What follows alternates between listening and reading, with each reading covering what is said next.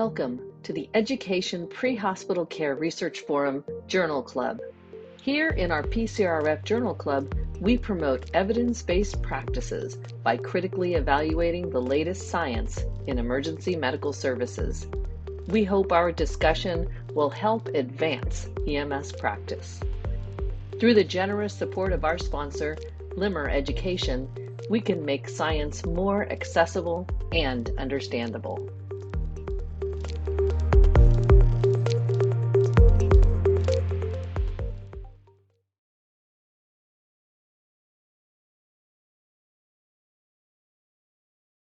Okay, welcome everyone to the October 2022 Pre-Hospital Care Research Forum Education Research Journal Club.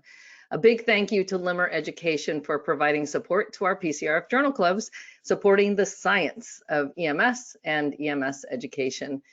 Remember, we now have a YouTube channel where you can find archives of our past clinical and education research journal clubs, and we'll put that link again in the chat for you. My name is Megan Corey, and I'm here with David Page, Katie O'Connor, Alex Tremblay, and joining us in a little bit will be Dr. Bill Toon. And today we're going to examine an article that's entitled "The Scope of Social Mission Content in Health Professions Education Accreditation Standards." This is in Academic Medicine, and it's from January of this year, January 2022. So if you're joining us live on this broadcast, please use the chat to interact, and you can discuss the topic among other participants, and then use the Q&A or the questions area here for questions that are directed at any of our panel members. If you do hear something that you like, please quote, tag, and share it on your favorite social media site. And please use hashtag EMS Research. And we love it, of course, when you tag at PCRF at UCLA, as well as our sponsor, Limmer Education. So before we begin, though, I'd like to have the director of the Pre-Hospital Care Research Forum, David Page, talk about what a great time we had at EMS World Expo with the research group. It was a blast. I was really glad to be there. Really felt honored to be there among all these great researchers. Love it. Thank you for the opportunity, and thank you again for all your leadership and participation in all of these endeavors. Megan, you're a rock star, and thank you for your help facilitating in Orlando as well. I am pleased to announce the winner of the 2022 Best Educational Research. Since we're on the educational podcast, we thought we would start with our best foot forward, and that is Dr. Jamie Kennel, paramedic, PhD. His team, Chris Hamper, David Olvera, Josh Michlich, Wilson Morris, I'm sorry, Kendall Womack, all studied, and I'm just going to read the title. Their abstract was titled "Black, Asian, and Female Individuals are more likely to be depicted as patients in EMS textbooks, while white men are presented as EMS providers." They won Best Educational Research. They also won Best Poster. So in the education arena, that was welcomed, and just so you know, everybody, these are blinded reviews. 42 different associates take a look at our abstracts and rank them based on originality, the strength of the science, and a host of criteria that give us a ranking for each one of these. That's how we decide who gets to get a podium presentation, like an oral presentation, versus a mini oral or a poster presentation. And we are proud to say that thanks to our sponsors, we are able to provide a $500 cash award, as well as up to $2,000 that are available for reimbursement for the participants to present at an international conference outside the US. So they're often invited. Dr. David Wampler, for example, went to Glasgow, England this year. Dr. Emily Crow has gone to Madrid, and we've had representatives go to Denmark, Copenhagen, and as well as Australia. So we like disseminating the research that comes to us, and we encourage you to submit your research as well. In addition to best educational research, I just want to give a shout out to some of our winners for other projects that we were very lucky to have. And these included best clinical research. So Kevin Colopy, along with his co-authors, Jeroen Muna, Ginny Renkowitz, William Powers, won best clinical research. And they won it for a project titled A Comparison of Pelvic Fracture Binding Methods on a cadaver model. I always want to say cadaveric model. So a comparison of pelvic fracture binding methods on a cadaver model, reliability and perceptions among pre-hospital professionals. So what they studied was whether the sheet method or the commercially available binder were better or did their job. On a cadaveric model, they were able to x-ray the body to see if the binding was actually working. So we had great presentations by all of those involved, and I'm happy to say that Chief Douglas Randall won Best Oral Presentation in the clinical arena, and Michael Caduce and Edward Oliphant, and I declare full conflict, but I was not involved in any of the rankings, any of the votings, but they won Best Oral Presentation in the educational arena. So these were just great projects, and I would be just remiss in not saying thank you to all of the authors who participated, presented, and just an incredible array. I also want to give a shout out to the winner of the Power of One Award. This is a phenomenal, fantastic, incredible, supercalifragilistically-expialidocious award. The Power of One Award was is something that is very unique to PCRF. We provided it or awarded it because of an individual who went and goes above and beyond the call of duty. I'm going to read the what it says on the Power of One Award. Actually, it says, "The little things you do each day have the power to affect a great many people. You inspire us with your willingness and ability to help others. You take on the world one day at a time, continuously searching for a way to make things better, seizing the opportunity to improve everyday life. You make a world of difference." And it was awarded to Remley Crow. Dr. Remley Crow is a PhD EMT who, if you have not heard her on the podcast that we do, on every second Monday of the month, the clinical podcast webinar is facilitated by Dr. Crow. What's amazing about what she's done, and why it's not just that we like giving awards to the people who facilitate our podcasts, is that she has been a co-author on now over 124 different abstracts. And these projects have been unbelievable. Last year we calculated, Megan helped calculate this, but we had impressively about a quarter of the 200 and some abstracts presented were in some way influenced or helped by Dr. Crow for the National Association of EMS Physicians meeting.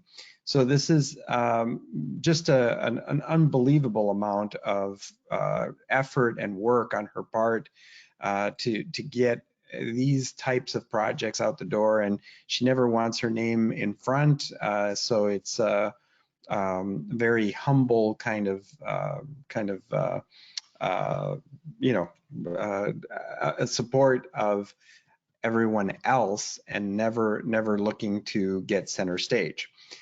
So finally, I just want to say that we want to congratulate our international participants.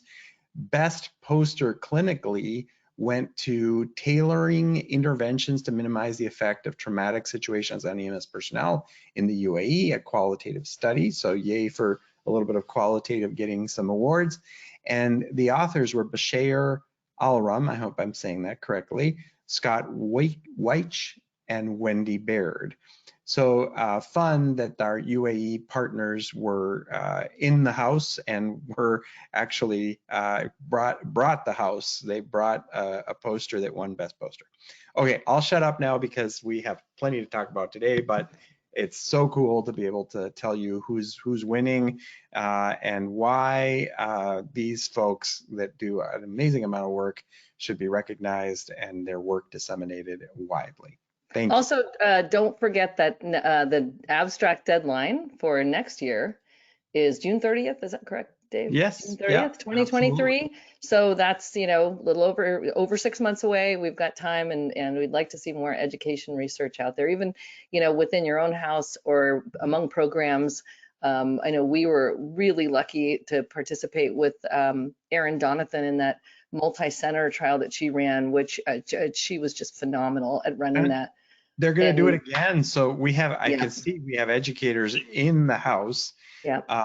And this go around, they randomized who they were comparing critical thinking ability with development of critical thinking ability by randomizing who got virtual reality, three-dimensional simulation versus live simulation. And so the 3D versus live.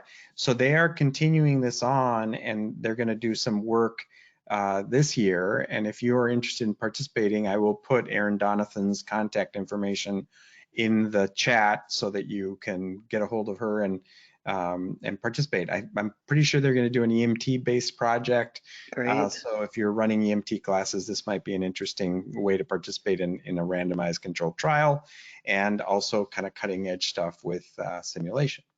Yeah, and the best part about some of these projects too, including Chief Randall's, was, you know, sometimes it's within your own system. There are things that you're already collecting that you can use to, you know, to evaluate and publish an abstract on and share it with other people. So I think that's terrific. Those of you out there who are teaching, I know that time is limited and everything, but you can find, there are a lot of people who've done this, find mentors or people that can advise you on how to do this while you're, you know, trying to teach classes and everything else, and maybe work in the field too. You're in good company. And all these researchers are really people with boots on the ground, which is also really nice too.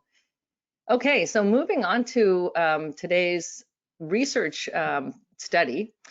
I chose this article as a really different take. So you might have kind of looked at it and said, "Why, you know, what does this have to do with us?" Because this article really doesn't involve EMS education, and a number of our articles that we evaluate sometimes they don't involve EMS education because, frankly, there isn't the research out there, but it does pertain. So I chose this one after reviewing some of the work of these authors on social mission metrics. And the authors, I want to thank Dr. Batra for getting back to us. They were very excited. We were reviewing it, but they could not make it onto this session with us, which we appreciate them getting back to us and for them doing this research. So they have done previous research on what are called social mission metrics. So they define social mission as the contributions of a health profession school to advancing health equity and addressing health disparities of the society in which it exists. So this, we're talking about things like the mission, the program, the performance of the students and graduates, the faculty, the leadership. So this group developed in previous research a set of social mission metrics, because in order to realize the social mission, we need to be able to measure it and track and improve upon it.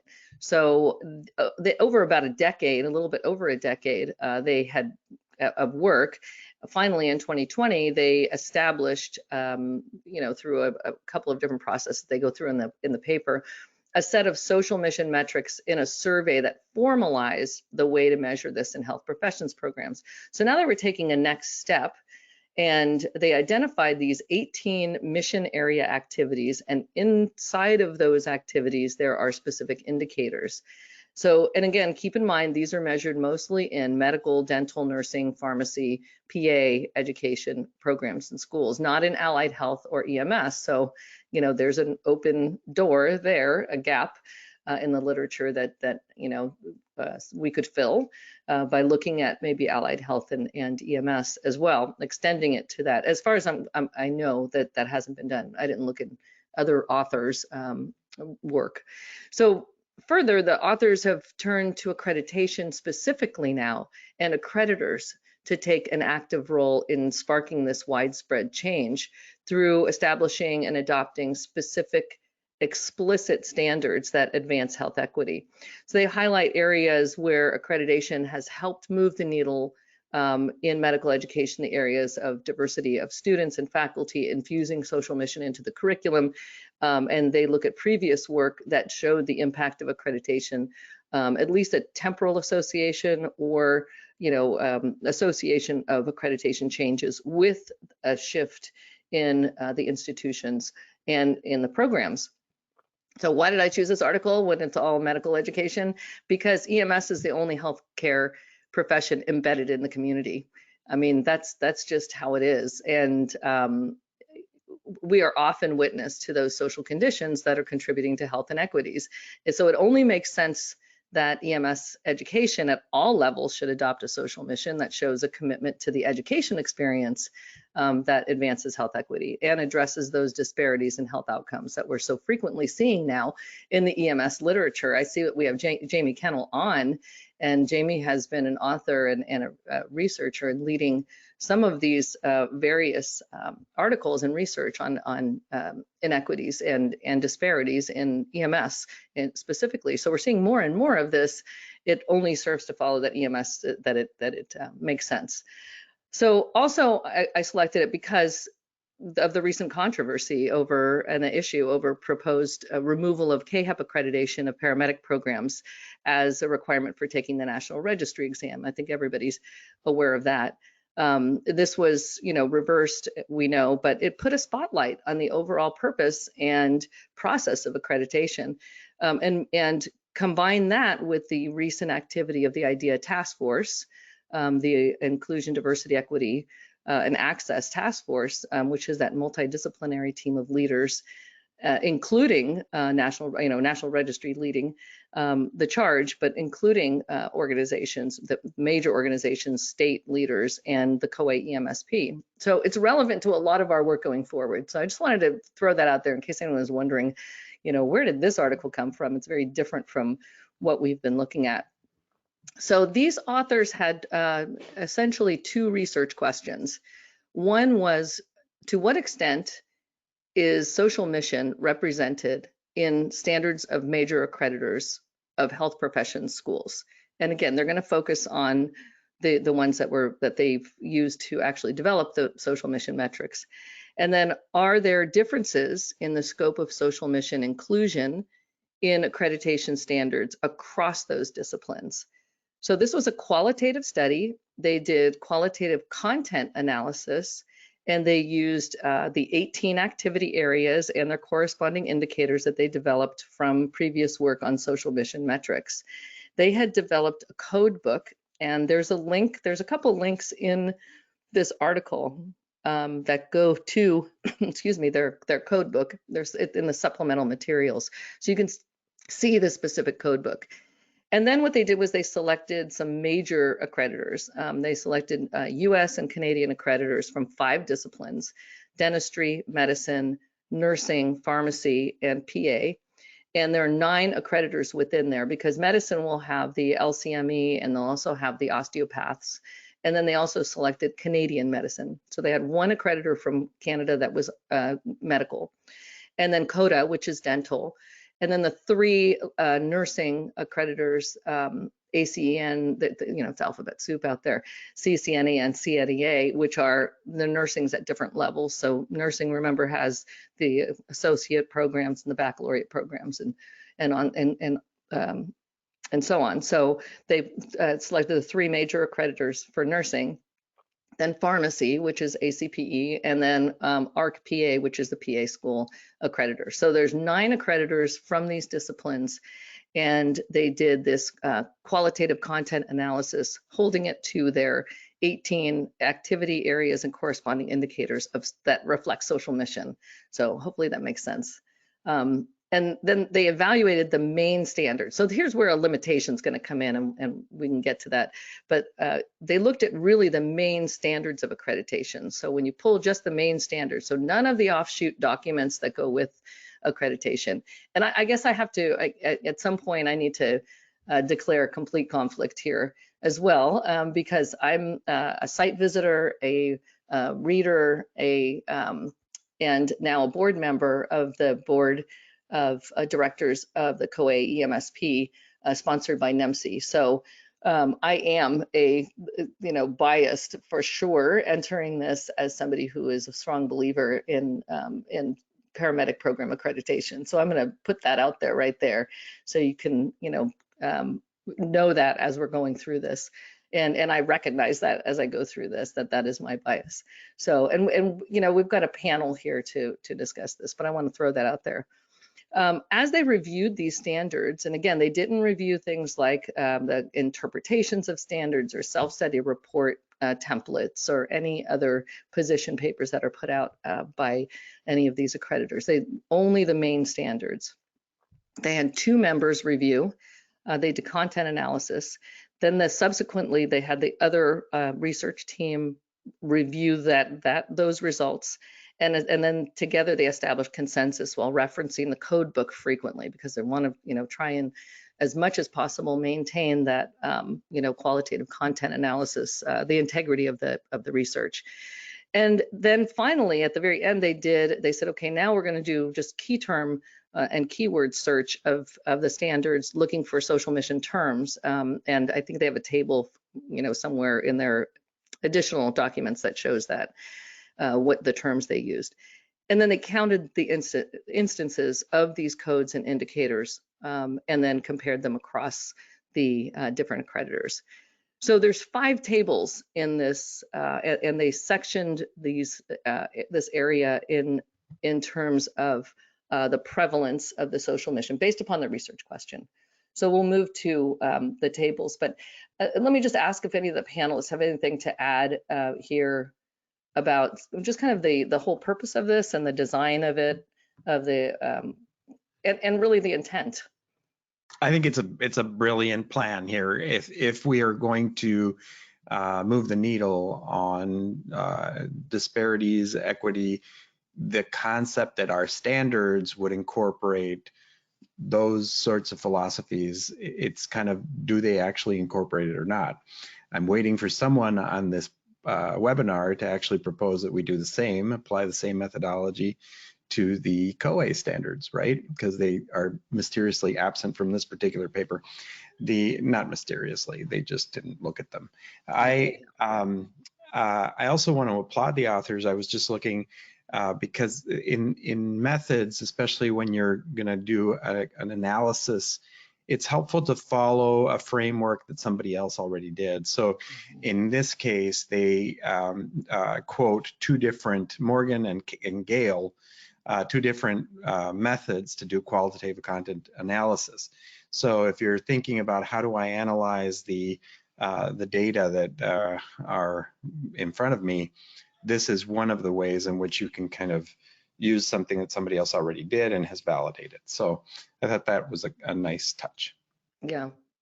I appreciated that they put out in the beginning here that it's not, everybody wants to do this when they surveyed them, but it's hard to do it unless someone's forcing you to. So like everyone wants to do the right thing, but unless someone steps up and says, these are the rules, you need to do the right thing. And I think that's reframing accreditation in a way that in EMS we don't hear. Like literally COA tends to come out and say, well, it's not our job to make you do the right thing. Everyone can do it the way they want to. And I thought this paper did a great job of saying, well, actually, no, this is the role the accreditors should be playing. And here's why. And here's what we see when they don't do that. So I think it was interesting to reframe accreditors in a way that gave them more power than we typically think or see of in the EMS accreditation world. I think also when they say, they use the example of where accreditation in medical education has had an impact, that really supports. And the other thing is, and this is a little bit jumping ahead of myself, but toward the end, I think they have a great statement about you know, how accreditation is not telling you what to do specifically, because the idea is that you have local, you know, how you implement standards is very localized and very dependent upon your advisory committee input and your community needs.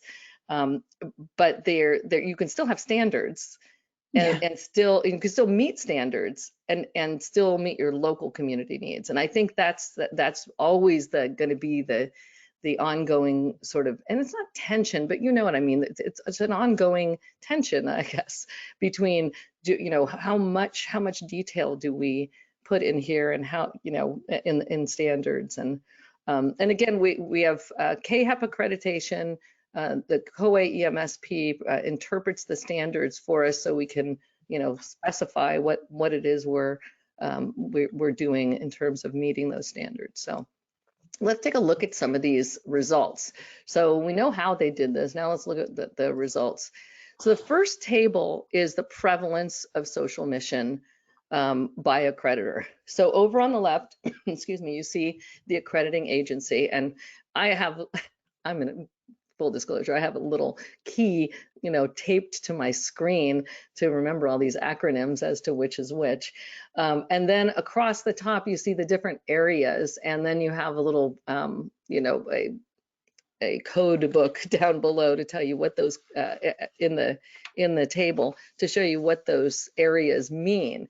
And just, you know, looking first down each area, two things stand out. There's obviously area 1 and area 12. Across the board in every one of the accreditors, you have social mission reflection in the activity area of curriculum, which is area 1, and then student training, which is area 12. So in table 1, what we're seeing is that these are the two most common areas of where the social mission is reflected. So the prevalence of social mission across you have 9 accreditors. They identified 93 instances of social mission. They state curriculum was the most common area. And then student training, student diversity, faculty diversity. But also the Canadian medical schools included more social mission areas than any other accreditor they analyzed. So that's looking across. So now looking across the tables, if you look at CACMS, which is the Canadian, you see more yeses there than you do in other ones. And then if you just kind of glance across too, you see more in dental, you know, for the American schools, you see dental and pharmacy, I believe, in some of the areas come across. But yeah, it's clearly the Canadian schools have more here in terms of the prevalence of social mission by activity area. That you see more activity areas covered by the Canadian. So this is the first table. Any comments or anything on the first table here, or anything, any surprises, anything like that? Because we'll move on to the second one, which is examples of the social mission areas and indicators in the standards. So now we have looking specifically at the curriculum itself, and then area 2, which is extracurricular activities and targeted education. Again, on the left, we're seeing the accreditor, and then we're seeing, you know, basically just the incidence, or the, you know, the numbers of times you see language that's related to each of the areas. And again, in the curriculum, you're seeing the most common, if you look across the bottom, the totals, is clearly way out in front, interprofessional education in the curriculum. And when you look along that column, that's the third one over, IPE in the curriculum, pharmacy comes out as having the most numbers of incidences, or most numbers of times you see interprofessional education in the curriculum cited. And they have some examples in here. Interprofessional education is the most common indicator. It's about, you know, 50% of the total incidents in the curriculum area. And then that's followed by clinical experiences with underserved populations, then health disparities in the curriculum. You can see in column 2, social determinants of health in the curriculum, setting of interprofessional education, LGBTQ health in the curriculum, and then pharmacy included more instances of social mission in the curriculum. They give some examples in the paper. And by the way, this is an open access paper. So they give examples in the paper of some of the quotes. And one of the ones I really wanted to highlight, well, this is in CODA, which is in dental. This is graduates must be competent. This is an accreditation standard in the curriculum area. Graduates must be competent in managing a diverse patient population and have the interpersonal and communication skills to function successfully in a multicultural work environment. And then it goes on to more details. There's indicators in here as well. So I think, you know, that statement illustrates that you can have a standard, but there's multiple ways to meet that standard. But you have to demonstrate that, you know, CODA, a dental college, would have to demonstrate that they can meet a standard that points to this statement. So any comments on that or any input? Yeah, Megan, I had the same kind of experience when I was reading it too. And I went to the one from the PA where it's like the institution just demonstrate commitment to faculty and student and staff diversity. It's not saying you have to have a diverse faculty and student staff. Like, I know that for some of our colleagues in EMS, this is a huge challenge. How do you get faculty and staff that are diverse when you have to be like a paramedic to teach in a paramedic program and we don't have diverse paramedics to even choose from to become educators, right? Like, it's quite a challenge. But the accreditation standard isn't you must have diversity, it's you must commit to being diverse by having like at least a plan or putting down in writing, we commit to diversity. That's a super easy goal to have. And it's a shame it doesn't exist in our KHAP standards, you know? So, well, Katie, I think the thing that I think a lot about as I've kind of traversed my academic time is the idea of using some of the other programs within a paramedic program, some of the additional education to support broadening that horizon. So, you know, going to paramedic school is not just about becoming a paramedic, but in a number of respects is about broadening your academic depth, which a number of liberal arts programs can be of assistance to. And additionally, I think that the wider academic body is more diverse in general than the EMS academic body. I also wonder. Oh, sorry. I just want to say it's a great point, but I feel like that's what we do with accreditation in EMS. The answer is, well, your institution should have those things. Your institution should do that. Sure, but like we also as a program should say this. We shouldn't just rely that community colleges are going to say they have diverse hiring practice.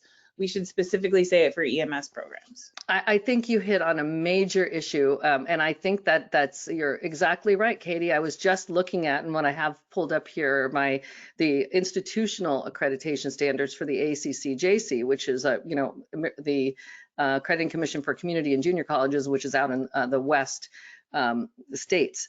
And when you look at some of the standards in here, effective use of delivery modes, teaching methodologies, learning support services that reflect diverse and changing needs of its student and support of equity and success of students. So, and a number of things here that relate to students, supporting students, and another one is providing disaggregated data, which we've talked about on this webinar before. And effective mechanisms to identify performance gaps, implement strategies to mitigate gaps, and engage in dialogue on student equity. So what then happens is the college has to provide that evidence. Where is the evidence that you have engaged in dialogue on student equity? Where is the evidence that you are working towards or evaluating your disaggregated outcomes and implementing strategies to mitigate gaps if you have them?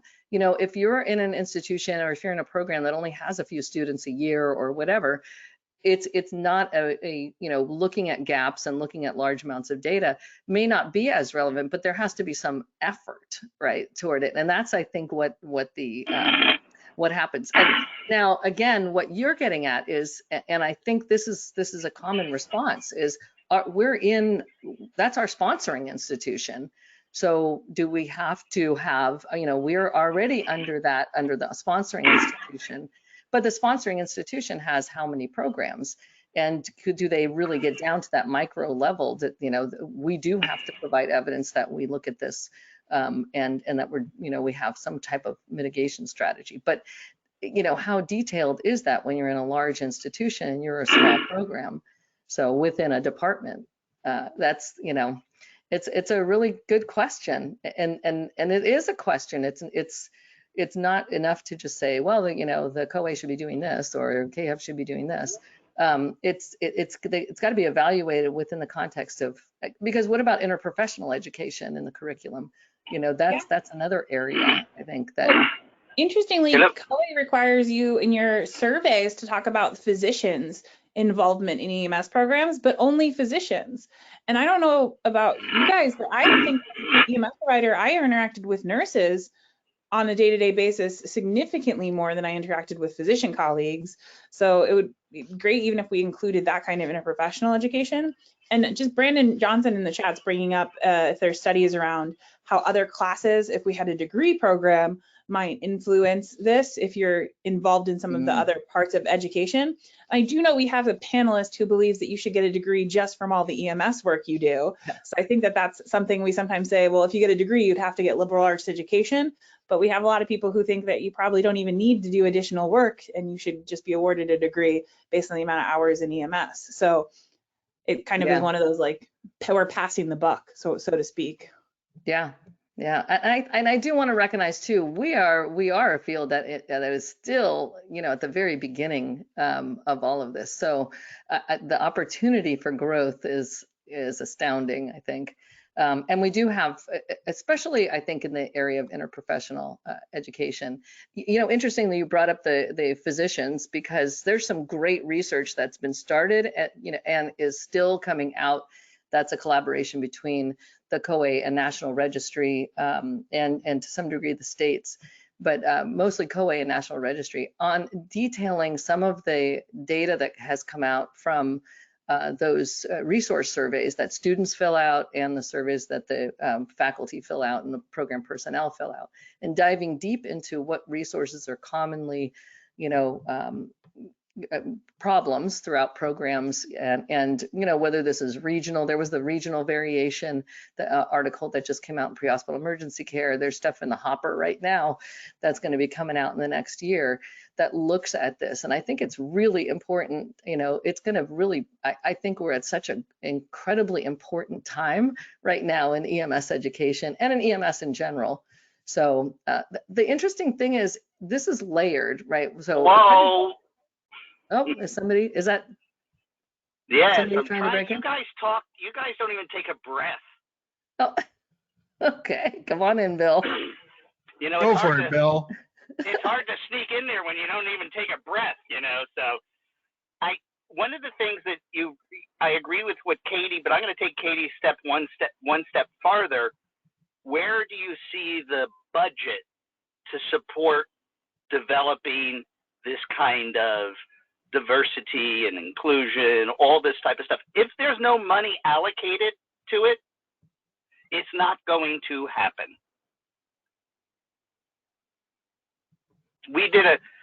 I know I read a study, a dissertation done on character development within higher education, and it was very interesting. Is everyone said, oh, of course we do it, but no one, only one or two schools out of those surveys actually had money set aside to really formalize, and they had an individual department that focused on how to put character development throughout the entire curriculum and throughout the college. So I don't think unless there's money behind it, we're going to see a change. That's an interesting perspective, Bill. Say more about that, because we don't get any more money for teaching 12 at EKG or any more money for incorporating these concepts of whatever it might be, clinically or not, when we teach, patients or students how to address pain in diverse cultures, and we know there's an inequity in care. Why would we need more money to make sure that that's incorporated into our curriculum? Well, the way to look at some of this stuff is, I think it's very important. You can tell how committed any kind of organization is by the budget line that they commit to it, and the number of personnel they commit to it. So if you don't do something, and you say interprofessional development, if there isn't a line item budget for the money for, the development of the instructors, it's not going to happen. You can say it happens. You can say, oh, we had a seminar for 1 hour on this day, so there's our commitment to it. But if you really want to develop your educators interdisciplinary and stuff, you've got to have the money to be able to provide that kind of service. And you brought up, it's very interesting that you brought up 12 lead, or, I've been thinking recently, where in any of our standards does it say what is the minimum competence of ECG and or 12 lead knowledge that someone has to have? That's universal across the country. And then, so if we want that, how do we make sure it's available in every program? You commit money to it so it can be properly developed, it can be evaluated. And so when I worked for Johnson County MedAct, we had a whole division just for education. We had an assistant chief of education, we had education supervisors, we had community ed, and we had a budget for all of that. Not only for the personnel, but for equipment and everything like that. That was a commitment the organization made to where they value education. And I've also worked in departments where the difference between fire suppression and EMS is 5 to 1, even though the majority of what's done is EMS. So I think if you don't commit money, you're not going to see change. I'm with you 100% about unfunded mandates, when we suddenly have things that we have to begin to teach that were never part of the curriculum. We're never going to get extra hours to do it. And I get it. Put your money where your mouth is. If you're going to actually do something, okay, I buy that. I also buy the concept that, and I actually did a couple of searches here in our current curriculum, and I looked for 12 lead EKG interpretation because you just mentioned it, which is in there, but it doesn't, you're correct that the education standards don't tell you exactly how, to what extent you're gonna actually interpret the EKG. But in terms of really inequity of care, or this concept of a social responsibility, the concept of saying, look, we do less 12 leads on women, we do less 12 leads on people of color, we tend to not identify stroke if you're Hispanic or you're Black, and we don't even do the stroke screening.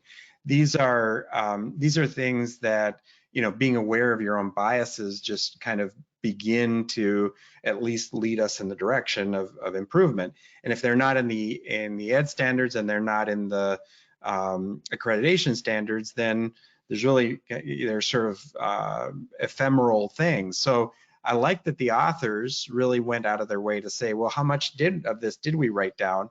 And I'm very pleased actually in the 2021, because in an analysis of the education standards for Australia, Canada, the UK, and the US, we had, and intend to publish this, it's unpublished as of right now, really looked at what are the commonalities. And Australia from the get-go has things, has at least 3 different cultural standards in it that say, understand the application of anti-discrimination and equal opportunity laws as they relate to an individual's group's race, culture, religion, age, gender, sexual preference, physical and mental state. And I'm reading straight out of the guideline, but also recognize and acknowledge patient needs as they relate to their dignity, cultural, and religious requirements.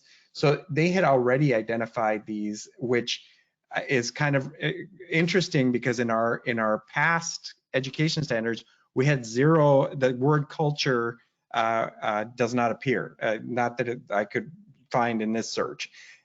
in contrast to page 23 here of the Ed standards now that say have, you know, a large number of cultural humility statements that really kind of lead us to a EMS workforce, patient care, education, et cetera.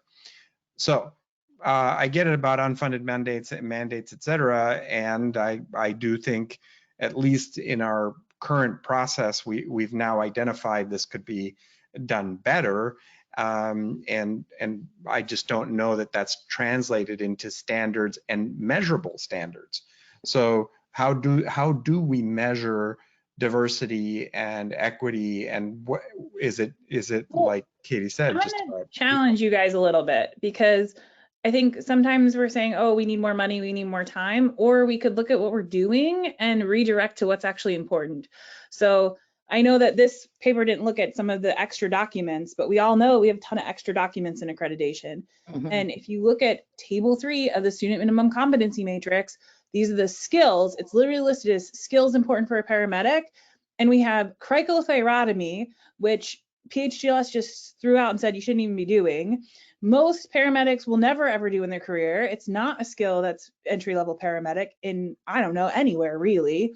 You had to go there, didn't you? No, it's ridiculous. It's what we're measuring. We have as a program, we're saying take the time and money that you have as a program, do this, measure this, record it, report it to an accrediting agency, but nowhere on that skills list is anything around give a radio report to a nurse, transfer care to another provider. These are skills that are, I think, way more important to the profession. And I would say to employers, they're way more important to employers. And our accrediting body's like, nah, doesn't care, not measurable, whatever. But you better measure how many times you do a crike. And right, if you I declare full conflict because I'm a site visitor and I'm a COA advocate. And So I'm not going to say not care. I know I'm going to go. I'm going way overboard on Yeah. you know. well, we have the time and money. Take Anyway. strike money. Well, let's pull it back together and to the center, right? The fact of the matter is understanding the social determinants of health does affect healthcare outcomes, right? And there are things that we are obligated to learn in paramedic school that do not affect healthcare outcomes. And I think that's the core idea, right? Is understanding that 55% of children who are admitted to a children's emergency department don't receive any sort of pain medication despite having a confirmed fracture is more important, I think, than certain things, again, within those core competencies. Without looking at the list, I'm not going to just pick one at random, but I do think that it makes a difference. And if it makes a difference, then we should teach it, right? And it should be in the standards. Okay, but how do we, without making a commitment, and I don't disagree with what Katie just said there, that certainly teach what is important and measure it and expect outcomes, but how do we develop the educators to know about this topic? You know, not every educator listens to this podcast. There are educators out there that it's not even on their radar because they're worried about, will they have enough skills instructors in 30 minutes? You know, so we have to find a way. Yeah, and not alone. We shouldn't be doing this by ourselves. That's right. But it's just so typical. EMS you've heard me say this before. EMS education is done on the cheap. One thing I will say, though, about cost and interprofessional education is you can actually make a claim. And I'd love to know if people have, like Creighton's got a pretty good interprofessional education program for healthcare. If you can make the claim and prove it, that it actually saves money to have an interprofessional simulation lab instead of you have the same exact simulation lab, but we do it with EMS and you do it with nursing. And you know, I'm wondering if you know, program collaboration and interprofessional collaboration in education actually, you know, can be shown to either come out cost neutral or save money in the long run. So, and certainly social, you know, addressing social determinants, we know. I think one of the problems in EMS too, Bill, is that we like to say, okay, that's for those people. So now we'll create a community paramedicine, but that's for them. All this social stuff is really, that's why we have community paramedicine, and it's not part of the, you know, the main mission. But to Dave's point, it's in this education standards. So just to move on with the tables, table 3, I think for me was the most surprising. I don't know about everybody else. But the table 3 is about the prevalence of social mission indicators within the school's mission, and not the institution necessarily, but the school of, medicine, or the school of, dentistry or whatever. So does the mission itself include social mission terms? And here we see that the only one really that comes out here is the Canadian Medical School, and they do discuss, some of the Canadian, direction toward the social mission in general, and mission statement, including, community of commitment. Again, you really only see that in the Canadian. So there were curriculum and community needs, community collaborations, not so much in really any of these. And I think what surprised me more here was that nursing didn't have it. I mean, nursing has had such an emphasis on, inequities, and even we've had Cynthia Ferranda on this webinar, who is one of the leaders in infusing cultural humility in simulations. And I was surprised to not see any of the nursing accreditation bodies addressing it in their mission. So again, we're looking at accrediting bodies that I would have thought would have had more than they do. Also so now we're on table 4, which is prevalence of specific indicators within the student diversity and faculty diversity areas, and about pipeline programs. So again, looking across here, we see a number in student diversity, some in faculty diversity, those and then some notable absences in a couple of areas. Less so in service learning and in pipeline programs. I think I was really surprised at that. The LCME, which is medical education in the US, across the board had indicators in each of these areas. So we saw that in the LCME, and they cite what they thought were the potential reasons for that, and that was again more of a profession's drive in this direction, and then it's reflected in the accreditation standards for the LCME. And then the final table here is on the prevalence of specific indicators within the areas that pertain to cultural and climate of the school, student and faculty training. So this gets to what you're talking about, Bill, which is why I couldn't wait to get here, and faculty activism. And if you look down student training, every single one, student training on cultural competency and humility, every single one of the accreditors has an indicator in that area, in area 12. A little less so on the student training on health advocacy and on unconscious bias, which is your area, Alex. That was your area of study. You only see that really on LCME in the 2 medical educations, not in the osteopath, which surprised me a little bit. But faculty training, you really only see that in the osteopath. So faculty training on cultural competency and humility. Megan, when I read this, I thought like one of the things is we tend to think that if you're a provider, you can be an educator. So to me, it seems like this is boiling up in that problem of, oh, they learned it as students, so they must know about it as faculty. And we forget that like things change over time. And like if you're a faculty member and then all of a sudden we added this to the education, you've missed the like I was a learner and got it portion. Yeah.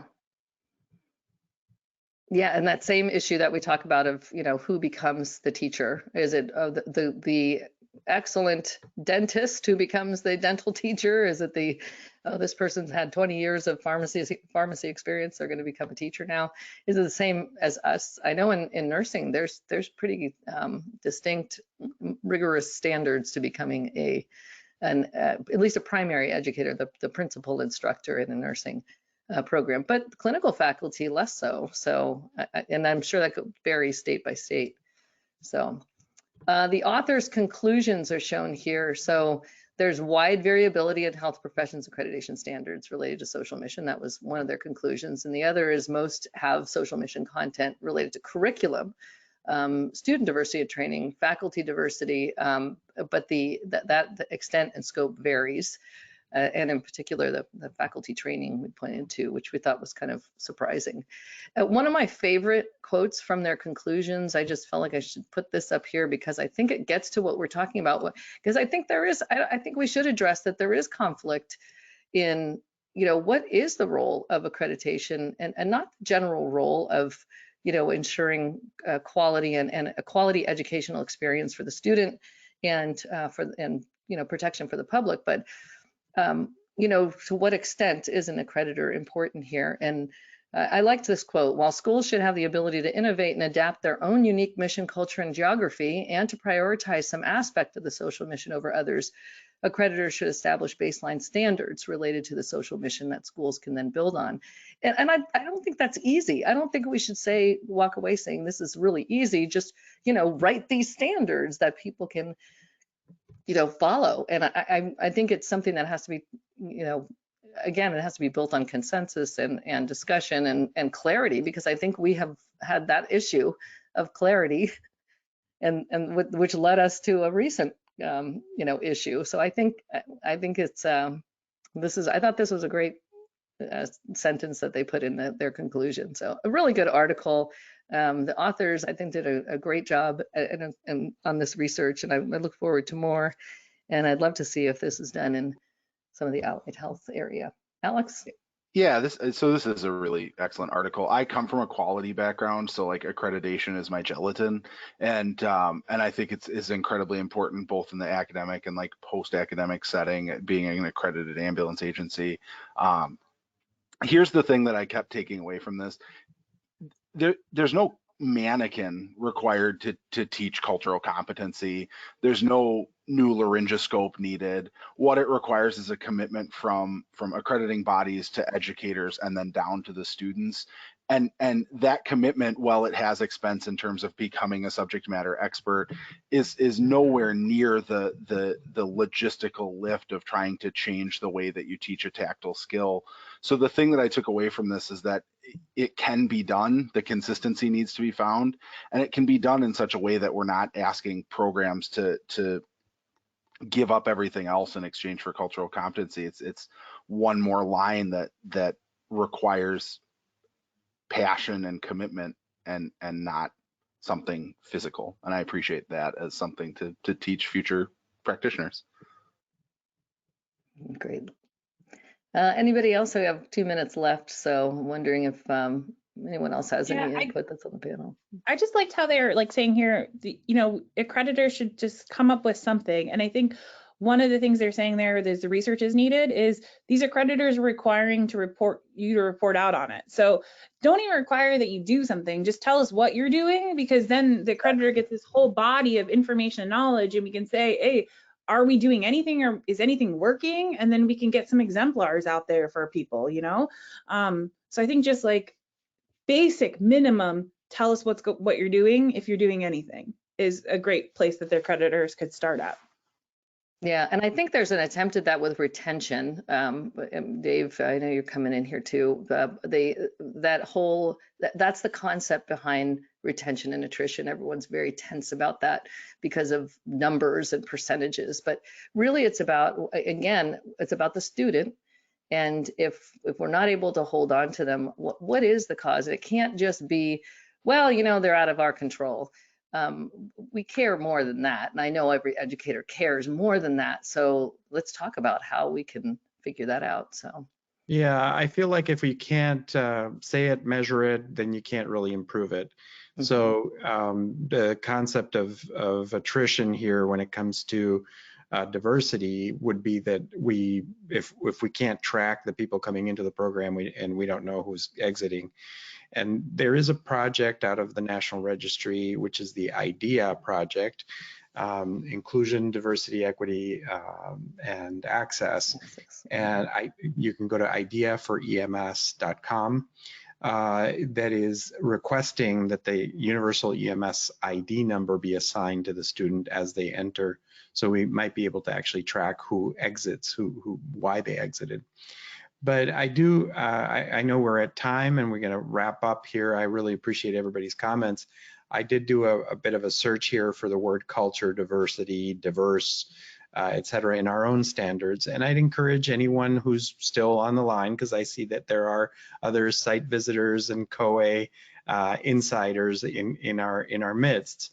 to really kind of actually walk the walk here. The only place that the word culture or cultural appears in our current standards and guidelines and the interpretations to them is under preceptor training, and it says it will be added once the new standards go into effect, which those were published in 2021.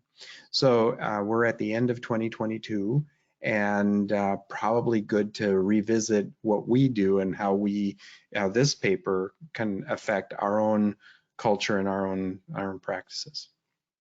Great. Bill, any final comments? Just great conversation, great paper that you selected. Thank you. All right, and thank you everyone for joining us. Now, important announcement, we will not be back until December because this webinar runs right up against the holidays in November. So, and we will be back early. It won't be the fourth Friday. It'll be Friday, December 16th at 10 a.m. Pacific, noon Central. Remember, if you want to attend the clinical journal club with Dr. Remley Crow and Dr. Tony Fernandez and their team, Monday, November 14th is the next one for that. So thank you all for joining us, and we'll see you in 2 months.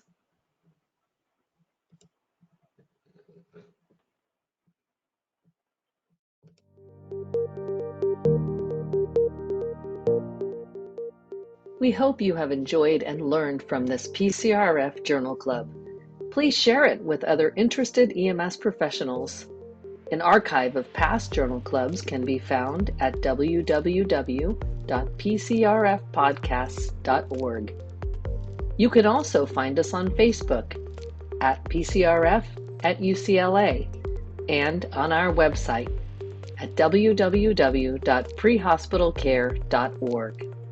A special thank you to our sponsor, Limmer Education, providing education tools for success at every stage of your EMS journey.